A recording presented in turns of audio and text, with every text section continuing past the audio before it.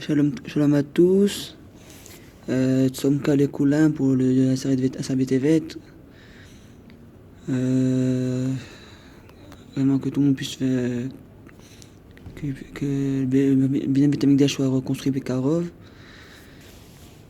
Là, on va juste parler de quelques points par rapport au mois de Tevet, enfin au Asar Tevet. Et ensuite, on va parler du sujet du jour. Comme vous savez, il y a plusieurs raisons du jeûne du dit Tevet. L'une d'entre elles, c'est la faille, enfin d'après ce que j'ai entendu, la faille qui est brisée, la faille sur une muraille du Kotel, sur une muraille du Beth Amikdash. Il y a aussi les 3 ans de siège de Nebuchadnezzar Melech Bavel, du roi de Bavel, qui a siégé la ville de Jérusalem pendant 3 ans, en coupant les vivres et la nourriture pour les Bnei Israël qui vivaient dans les environs. Et bien entendu, il leur a coupé aussi, et à cause de ce fait-là, il y a eu beaucoup de sarot et beaucoup d'épreuves très très très difficiles. Sans compter qu'il y avait aussi des mamans qui, à cause du manque à cause de la faim, d'après ce que disent des Mefarshim, ils mangeaient leurs propres enfants pour survivre. Il y a aussi la traduction de la Torah, du Tanakh, en 70 langues par le roi Talmaï, qui a bien sûr fait perdre sa valeur à la Torah, qu'il fallait bien sûr l'étudier dans sa langue originelle. Donc voilà. Et sans compter qu'il y a eu aussi, certains disent qu'il y a aussi la Iloula de Ezra Sofer, aussi la Iloula de Malachi. Enfin, certains disent que la Iloula de Ezra c'était le 9, mais certains disent le 10. Enfin bref, ça, on va voir, tout ça c'est lié à Asar Tevet. Maintenant, on va parler d'un sujet en dehors de ça, mais qui est quand même important de mentionner. Parce que comme nous sommes dans la semaine de Vayechi, il est important de mentionner le début de la parasha de Bereshit avant d'arriver jusqu'à Vayechi. Parce qu'en tout cas, nous avons parlé de quelque chose que les gens ont tendance un peu à... Enfin, là, que les gens ont un peu tendance à mentionner. Vous avez remarqué, dans le Sefer Bereshit, que le 4e jour de la création, Hachem créa le soleil, la lune, les étoiles, les astres, en gros même les planètes. Donc, vous savez que... Et donc nous savons aussi que la Terre est aussi un astre. Donc, si Hachem a créé les astres, a créé la Terre le 4e jour, comment a-t-il pu séparer les eaux du haut et les eaux du bas, et faire pousser des plantes, créer des plantes et tout ça et créer des plantes alors qu'il n'y avait pas de base, il n'y avait pas de terre à l'époque. Si c'était un astre, donc il a été créé le 4e jour, donc c'est possible qu'il n'y ait pas eu de... C'est possible que... C'est dur à expliquer qu'il y ait eu une séparation des eaux et la création des végétaux. Pour répondre à cette question, il faut se pencher sur le premier pasouk de Bereshit.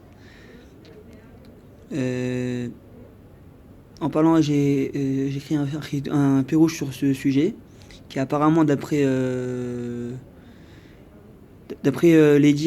les vérifications des rabbanim sur ce que j'ai dit, cela a été déjà rapporté par le Zohar Kadosh. Voilà. Et apparemment, il suffit juste de dire que dans le premier pasouk de Bereshit, tout est déjà écrit. C'est-à-dire qu'en fait, le 4e jour, oui, Hachem a créé les planètes, il a créé les influences et tout ça, mais bien entendu, la Terre a déjà été créée dès l'instant même où le premier pasouk a été dit. Enfin, dès que le premier pasouk de Bereshit n'est pas une introduction, c'est Hachem a réellement créé le monde à partir de ce moment-là. C'est-à-dire qu'en fait, la création du monde, du ciel et de la terre est en dehors des 6 jours de la création. Quand il y a marqué Bereshit bara Elokim et Hasham et Haaretz, on parle qu'il a créé le ciel, il a créé la terre. Le deuxième jour, je t'écris qu'il a séparé les eaux du haut et les eaux du bas. Et bien sûr, il a créé la terre. Et le troisième jour, il a seulement mis les plantes.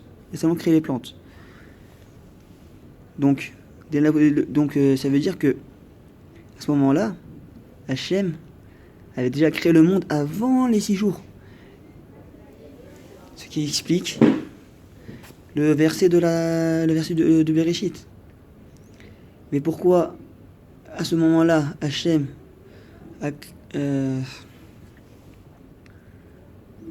pourquoi en ce moment-là Hachem a créé la terre à ce moment précis? Certains disent que le monde a été créé en une fraction de seconde. La question c'est simple. Pourquoi Hachem a créé le monde en une fraction de seconde? Parce que justement à cette époque-là, le temps n'existait pas. Le temps, comme beaucoup de gens nous le feront comprendre, dans plusieurs endroits, même on comprend quand on le vit le moment même, c'est quand Hachem a créé le Shabbat que le temps a été créé également. Et donc, voilà. La raison même de la création du monde, en une fraction de seconde, c'est pour nous expliquer que le temps n'existait pas à cette époque-là. Et pour nous dire aussi que la création du ciel et de la terre sont en dehors des 6 jours de la création. Il y a eu un moment avant la création. Ensuite, les 6 jours de la création plus le Shabbat représentent, comme vous savez, les 3 éléments du monde. Les 3 premiers jours, le Rishon, Sheni, Shlishi, représentent l'espace. La lumière, l'obscurité, la séparation entre les eaux du haut et les eaux du bas, la terre, les espaces et les végétaux et tout ça. Ensuite, il a créé le côté matériel, le côté physique, le 4e, 5e et 6e, les astres, les oiseaux, les animaux marins et les animaux terrestres, puis l'homme à la fin du 6e jour. Et bien entendu, il a créé le temps. C'est-à-dire à partir du 7e jour, Hachem créa le Shabbat. Donc il a créé le temps à ce moment-là. Donc c'est ce qui explique le premier verset de Bereshit et qui explique que en fait la terre a été créée avant les astres, les autres astres. Il a été créé avant tout ce qui est aux alentours. En fait, on peut expliquer ça que Hachem a créé le monde un peu comme un architecte planifie son projet. D'abord, il met une base, la terre, par exemple, et ensuite, il met les éléments un peu, il éparpille un peu les éléments un peu partout, et ensuite il les place. C'est exactement d'après le Zohar, c'est précisément comme ça qu'Hachem a créé le monde. Bien sûr, c'est par rapport à notre perception des choses. C'est-à-dire que si Hachem a vraiment créé dans un monde comme un architecte, ça veut dire qu'il est vivant, c'est-à-dire qu'il est humain, mais donc on peut pas limiter Hachem à quelque chose d'humain, loin de là. Mais bon, on peut essayer de comprendre ça de manière architecturale.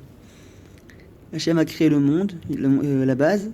Ensuite, il a mis les 6 autres jours un peu partout. Les 6 autres éléments, il les a mis éparpillés. Ensuite, il les a rassemblés les uns après les uns, un jour après l'autre. Voilà. Ça, c'est pour nous expliquer le côté de Bereshit et l'importance de la différence entre le 4e jour, qui représente les astres, et le moment où Hachem a créé le monde, comme le mentionne le premier pasouk de Sefer Bereshit. Et maintenant, quel rapport avec et on va aller faire le lien avec la parashat Vayechi. J'avoue que c'est assez dur à trouver de lien parce que, au Hachem, enfin, c'est assez facile aussi d'un côté parce que c'est très varié. Parce que comme vous savez, comme on l'a dit avant, Hachem a créé le monde. Et à la fin de Parashat Vayechi, on comprend pourquoi Hachem a créé le monde. On peut essayer de voir ça par rapport au Shevatim, par rapport à Yaakov qui bénit ses enfants, par rapport aux peuples qui vivront dans les alentours. Voilà. Dans Parashat Vayechi, on voit déjà que Yaakov est sur le point de partir de ce monde physiquement. Bien sûr, il bénit ses enfants. Il bénit chacun de ses enfants. D'abord, il bénit Ephraim et Ménaché, c'est l'un et l'autre. Ensuite, il bénit Reuven, Shimon et Lévi, Yehuda, Issachar, Zevulun et Issachar en même temps. Dan, Gad, Asher, Naphtali, Yosef et Binyamin. Mais aussi, il leur donne aussi, enfin, il était, avant de partir rejoindre Kadosh Baruch Hu, Yaakov était sur le point de leur révéler la venue du Mashiach. Et on comprend aussi qu'à ce moment-là, quand il fait la bénédiction de Yehuda, il parle qui a Shiloh, il parle de la venue du Mashiach, comme le mentionne Rashi dans ses commentaires. On parle du Mashiach.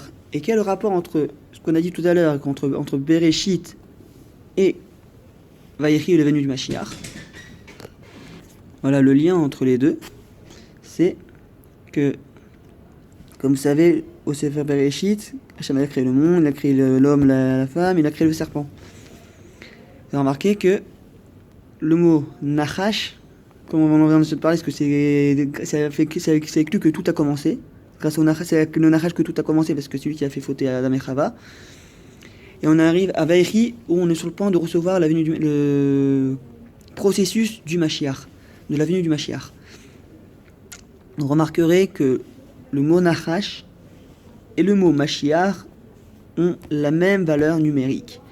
Vous expliquez que par la faute du serpent, par le fait que le serpent a fait fauter Adam et Chava, et qu'il leur a fait faire une odyssée jusqu'à la fin des temps, et vers la fin des temps, le Mashiach va venir pour réparer cette faute. Grosso modo, c'est ça. Pour nous expliquer en fait que chaque élément est important. Pourquoi j'ai parlé déjà des planètes? Pourquoi j'ai parlé de la création du monde et tout ça? Parce que pour nous expliquer comment Hachem a créé le monde avant tout. Ensuite, on a parlé du côté on a parlé du monde, la création du programme du monde en 6 jours. On a parlé aussi du parcours de l'homme de Bereshit jusqu'à Vayechi, donc du moment où Hachem a mis l'homme et la femme dans la Gan Eden et le serpent qui est venu leur parler, qui leur a fait fauter et qui doivent faire un très long parcours jusqu'à la venue du Mashiach. Cela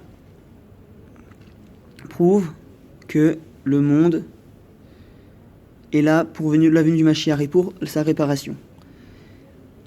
Et c'est souvent comme ça, c'est souvent dans cette période-là que tombe le jeûne du Titevet. Pour revenir à ce qu'on a dit tout à l'heure par rapport aux événements. La Parashat Vayechi, elle parle, le Sat Titevet tombe toujours entre Vayigash et Vayechi. Dans des périodes assez difficiles. Pourquoi? Parce que dans Parashat Vayigash, par exemple, dans Parashat Vayechi, on parle de 2 moments forts. La Sat Tevet est l'un des jours qui fragilise un peu le mois de Tevet. C'est un mois qui est difficile, un mois où il y a eu beaucoup de tsarot, de moments difficiles. Et de là, on voit que les parashiot Vayigash et Vayechi sont là pour renforcer le mois de Tevet. Pourquoi le parashat Vayigash? Par rapport à l'idée de protection. La parashat Vayigash, on parle de Yehuda qui est prêt à protéger Binyamin au péril de sa vie. Et les frères aussi, après, plus tard, ils seront prêts à en découdre avec Yosef pour sauver Binyamin. Et pourquoi la parashat Vayechi? Parce qu'on parle de la personne qui a eu la bracha de la protection. Et qui est, d'après le Zohar HaKadosh, c'est lui qui a hérité de ce mois. le mois de Tevet. C'est Gad. Et Gad, c'est quoi la bracha qu'il y a comme